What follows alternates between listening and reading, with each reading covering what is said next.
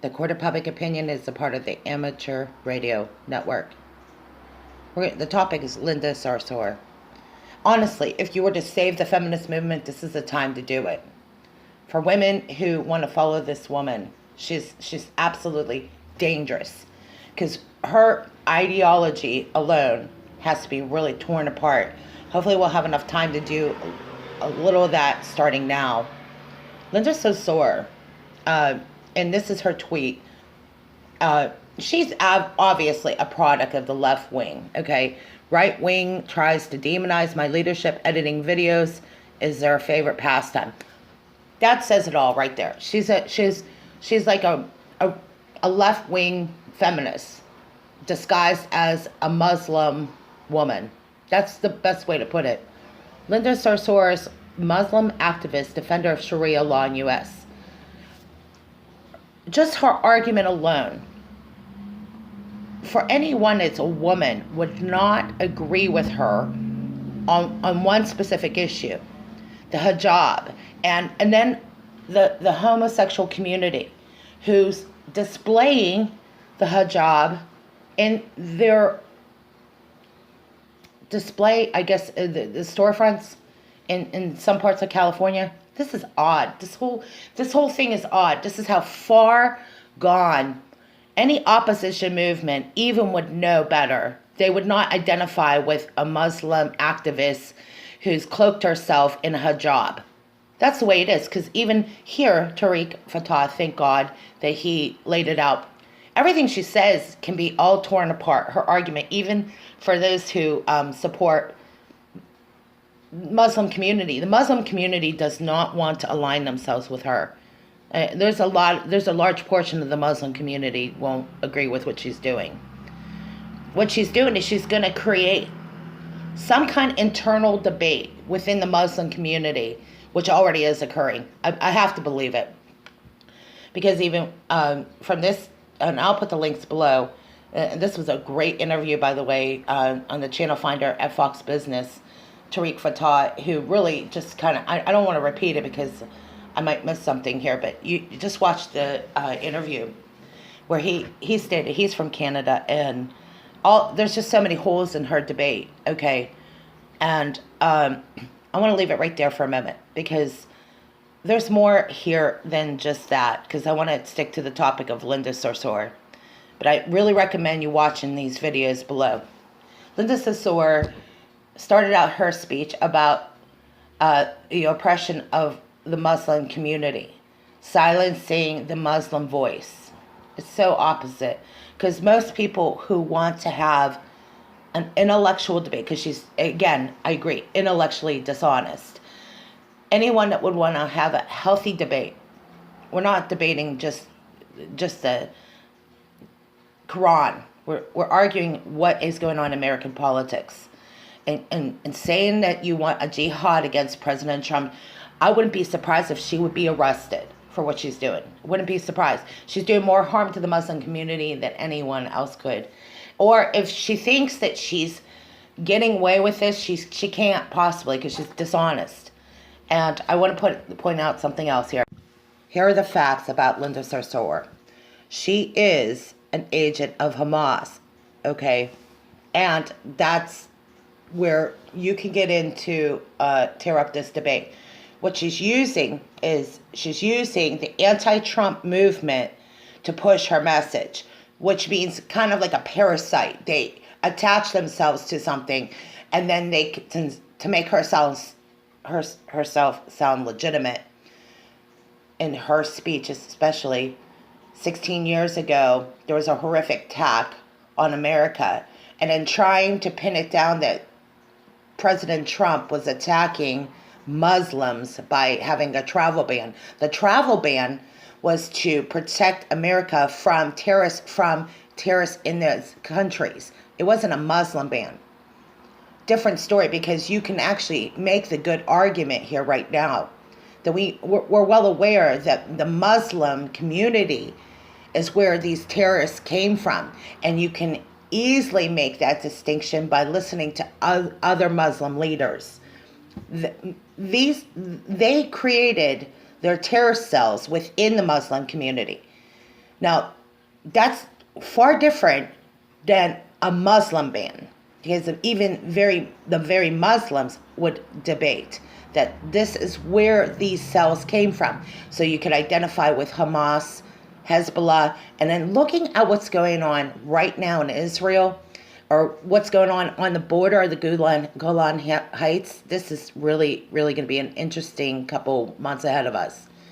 Linda Sarsour, she truly is an enemy of state. She could do a lot of damage here, because a lot of naive people who don't like Trump, okay, let's just get off the Trump train for a moment. This is so big right now, okay? And then you had Ben Shapiro, along with Dana Perino, and the debate between this man who's a member of CARE in Florida and Ben Shapiro. Both are brought in, and it's there. What you couldn't even hear the debate, but obviously because there's a lot of rage here, and what I wanted to point out about Linda Sarsour, because he is obviously defending Linda Sarsour, and Ben Shapiro is making the debate that anything about the hijab, okay, if we really want to break it down, and if you know anything about, it's not just a fashion statement. I think young, innocent, naive people who are on the anti-Trump movement, they're going to go along with this, just like the Black Lives Matter. This is actually going to hurt them so much. That's just the way it is. It's going to hurt their organization. It's going to blow up within, okay? That's the way they're going to hurt themselves. Because anytime it's going to totally destroy the anti-Trump movement. It really will. And the Never-Trumpers. I don't know what else to say. You delegitimize yourself when you are threatening the President of the United States, number one. You remove yourself from having a healthy debate, discourse, and dissent. There is, in America, this is the one place you can have dissent. You can argue or I don't want to say argue. You can debate in America. You can go down to Washington, D.C., and gather a group of women. As long as you don't threaten the president, you can have discourse. You can have dissent in America. You can have you can organize a group right now in America and have a peaceful protest in America. But this, no. They're destroying their message, because it's intellectually dishonest what Linda Sarsour is saying. She went from stating in the speech that it was a horrific attack on America. She brought this up, okay? This I think 9/11 is being brought back into the argument, and I think that's a very good thing. She did this. She brought this back. She's an anti-Semite, okay? So, and a lot of people have some issues with the Jewish community. I get it, okay? There's a lot of problems within the Jewish community as well. There's a lot, just like there's issues within the religious communities. There's a lot of issues within a lot of communities, which I think there's an internal debate within those religious communities. I would include the Christian community. There's a lot of internal debate. And I hope that when you listen to some of the internal debate that goes on within these communities, this is one of those issues. But now she goes a step further, and she says that the Muslims are victims. She uses the victim role she's actually hurting the Muslim community. There are a lot of people who are naive. I was talking to a young girl. She was clearly a Muslim woman, and she was just the nicest lady. She was. You can have an exchange. You can disagree. You can be Jewish and have a discussion with another Muslim. You can be a Christian and talk to Muslims.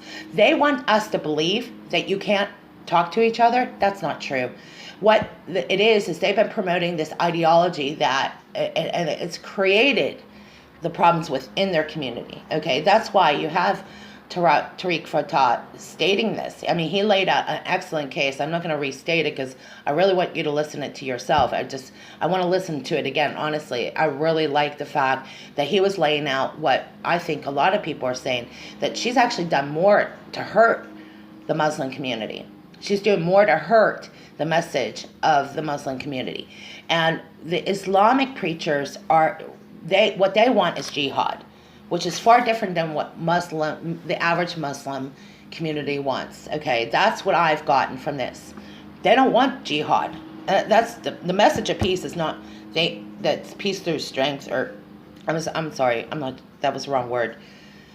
Anyway, let me get back to the point. Linda Sarsour. Okay, there's a lot to debate about Linda Sarsour. I don't even want to go there. I'm really bothered by it. But when I saw in a couple months ago, here in Pittsburgh, in the Pittsburgh Post-Gazette, that they want to sell hijab Barbie dolls. First of all, for any person, you can get off your anti-Trump train for a moment. And please get this. It's doing more to hurt the feminist movement. It's doing more to hurt the message that I think women's movements have been pushing for a while.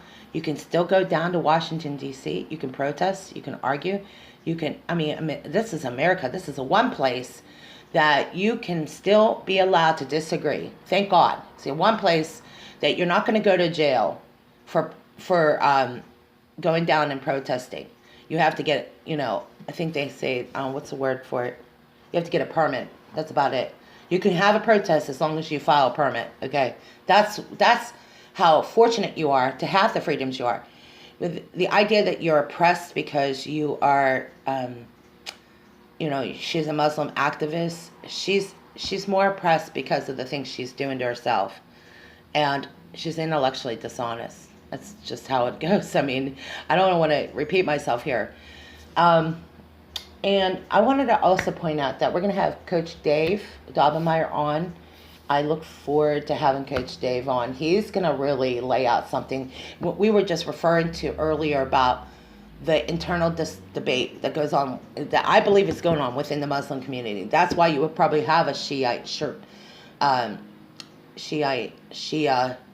internal struggle there. That is probably most likely the internal struggles right there.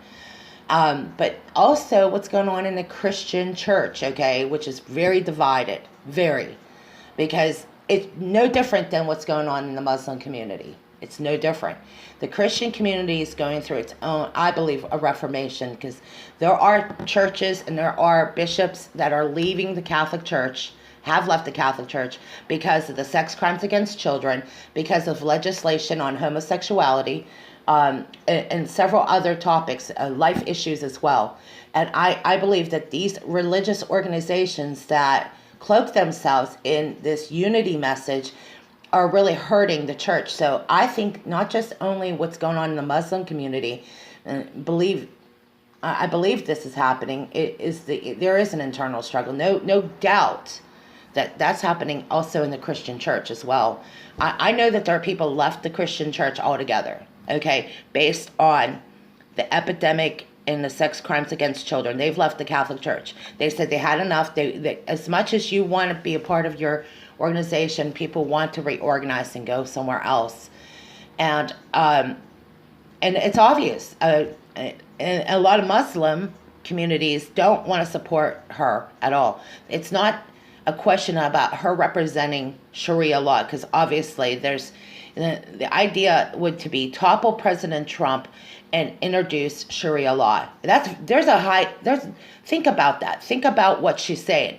If they could have jihad on President Trump, could you imagine what could happen to America? This could be a huge tragedy for America. Okay, and I'm looking at what's going on with Israel, and I'm looking at what's going on the Golan Heights and the Syrian ceasefire.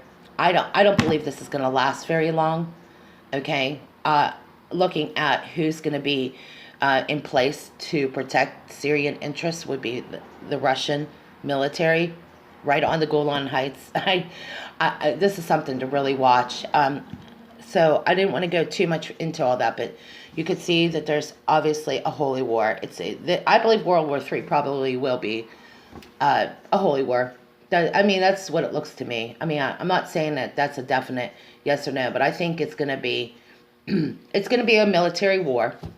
And we know where it's located, because right now they're lining themselves right there, and where will be biblically the Battle of Armageddon. That's incredible. Now, I wanted to state something, because I think this is prophetic. Say what you want, but God uses even the worst of the worst to promote his message. Okay, I find this very ironic. It is the very mainstream news that denounce God at the DNC. They don't want to do any praying for, no moment of silence, no prayer. But it's the very people in the DNC and the media that is aligned with them who break open the Bible and they're poo-pooing everything. This is no place. I mean, it's too hard to bring that into, I don't know. I just find it's inappropriate because mainstream news is not known for their biblical principles. Okay, I mean that's the way it is. None of these programs I know, for a fact, are known for their biblical principles. And if they want to break open the Bible, I mean I'm all for it. But when you start using it to punish people, that's never ever a good idea. Religion, that's why religion is dangerous. It's the cause of most of the wars. Most people have died over religion than any other wars, other than, slavery maybe. I don't know. I'm not even quite sure. But most people who've ever, and historically, it's been in religious wars. You could go back to the Ottoman Empire, Turkish, and look into what's going on right now in Turkey. And they found the relics of Noah's Ark there. And actually, it's a very, they actually really, really are thrilled, the community in Turkey. And it's I'm not sure if it's Mount Arayat. I'm pretty sure it's Mount Arayat. But I got this from a friend of mine who's in the high command, military command. And he stated that, yeah, that is exactly what the satellite images picked up, is that's the relics of Noah's Ark. And that's coming from a top military official. I would say this. I can't go into all this. I don't want to do that. I want to use my sources. And I want to say this, that the people that I've talked to who've really seen it firsthand, I can take some of the stuff that's offline, but I want to hear it from them. And I don't want to report on things unless I hear it directly from somebody who's in the higher, echelons of government. I mean, I would rather hear it from them. And when they started stating that Yellowstone is to be watched, something you need to watch, okay, this is coming from people who work in the, I don't know so much if you'd say they work in the Pentagon, because that's not true, but they're just in the higher rank in the military. But when they start telling us to watch Yellowstone, and they start telling you to watch this and this, that we're gonna take their lead. And I'm just stating, but what you saw down in Washington D.C. January 21st with the Pussy Hat Convention, when they start attaching themselves to these groups, they're actually doing more harm to their message. Okay, it's one thing to have have views on women's issues. It's another to attach yourself to Islamic Sharia law. Opposite.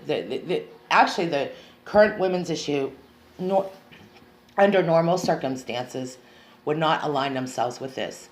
This is true oppression. If you want women to be oppressed and they don't understand what the hijab really represents, that you are to be shamed, they don't want to look at you, then it makes no sense. No woman should ever, ever, ever align themselves with Sharia. And it's not a fashionable thing. It's a prison. It is a women living in a living hell. And actually what you're seeing in a lot of the Muslim countries right now is they're coming to Jesus like in droves. Okay? They're having dreams, they're having these experiences, and if you don't know that story, you need to hear about this. It's a very fascinating story. But most of those women have lived oppressed lives, not because of jihad, because they're raped on a regular basis, and if they go and report their rape, they're punished. Meaning, you punish victims. We've been talking about, you don't punish the victims because they're coming out. There's a lot of people that have to get the message. This is, I believe, is what they call the rebellious spirit, a spirit of rebellion. And Linda Sarsour is a great example of that spirit of rebellion. You know what I mean? We know this is really, in reality, this is a spiritual war. And if you haven't figured that out by now, you might be behind the times right now, because it's obvious there's a spiritual war. There's been a holy war raged on America. America has always been pretty secular, and I don't want to say humanist, but secular in the way that most people generally believe they're Christians, but do they go to church? Not necessarily. There are some people that don't go to the Christian church because they do not want to support a church where children are being abused. Okay, that was our reason why. No more. We're not going to church. We could read our Bible at home, or we could go to other churches. But, I digress. I mean, I grew up Catholic. I also have a family, other side of my family is Jewish. So, to me, a lot of people left the Catholic Church for that reason. That's a good enough reason for all of us. Doesn't mean that you don't support your church organizations. That's not the issue. A lot of people are leaving churches because of their position. It's because for biblical reasons, and that's the way it is. I mean, they don't want to support a church that's pushing the wrong message.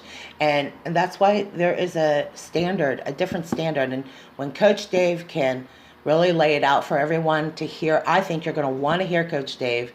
For those of you who listen to my post, you know that some of you have been on the fence about Christianity. But he's going to lay out what's going on in the Christian church.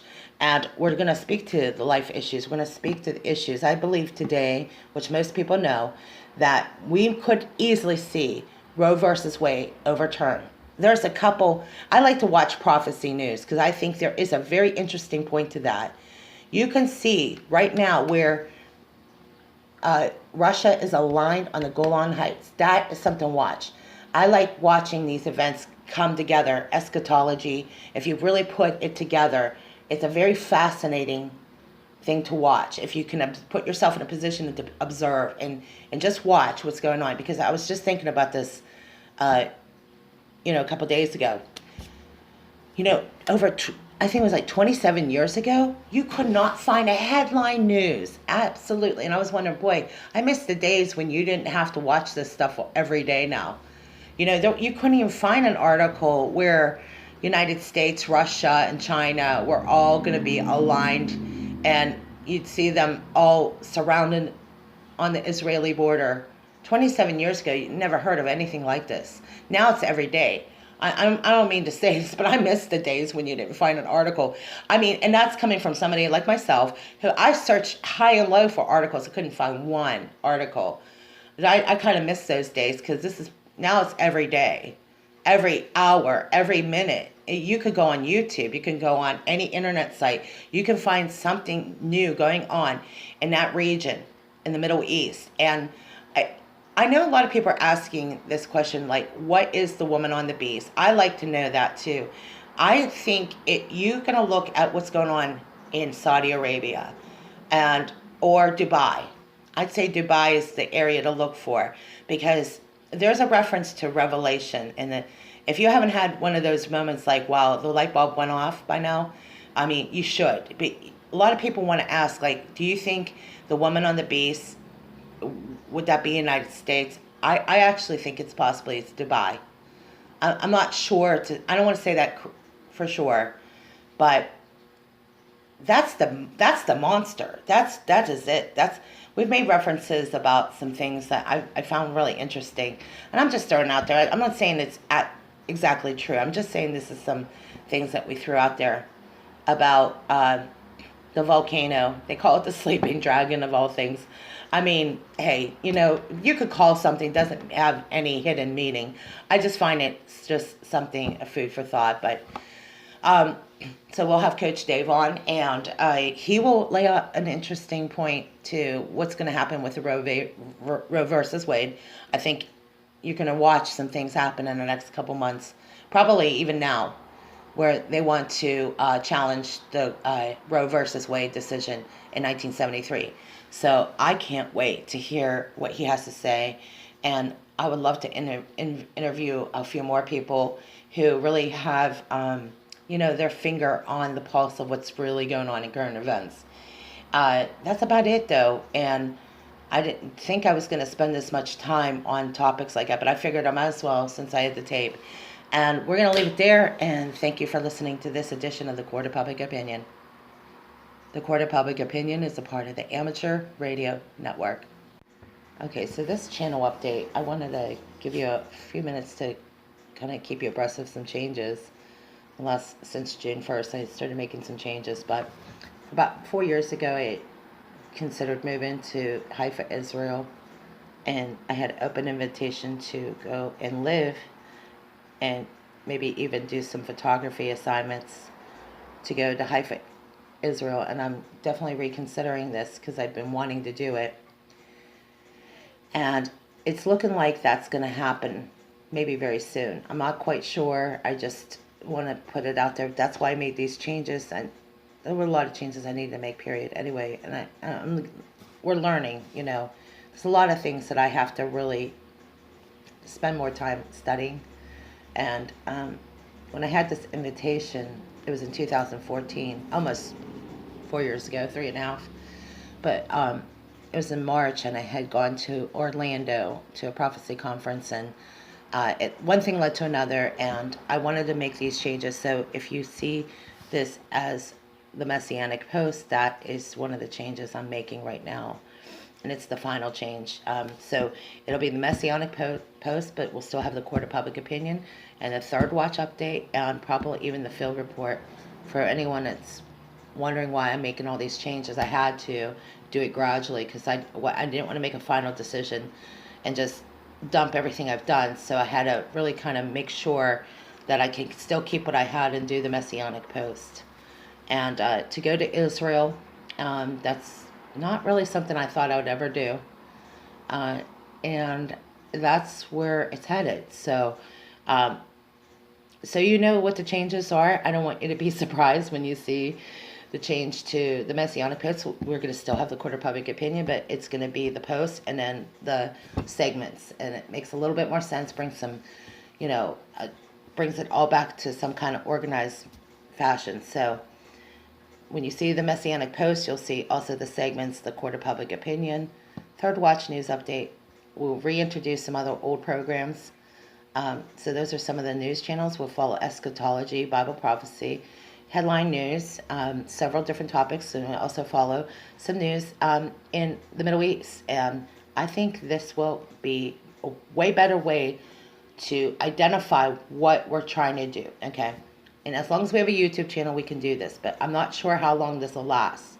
So please know that I had to make these changes. I wanted to put it in some organized fashion and do it with a rotation, the way you would do it, and watch the internal traffic. I've been watching it, and we are growing gradually as a channel.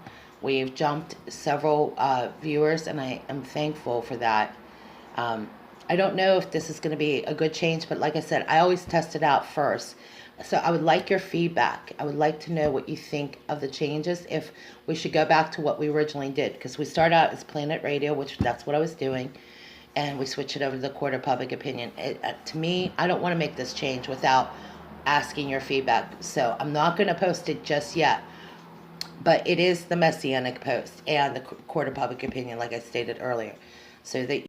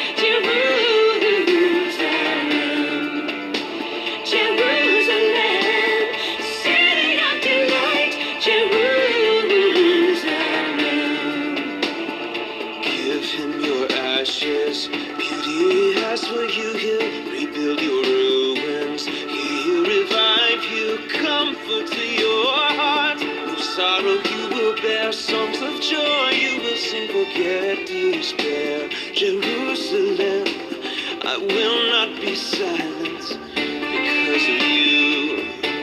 The song's for you. There'll be a crown of splendor in his hand, a royal diadem.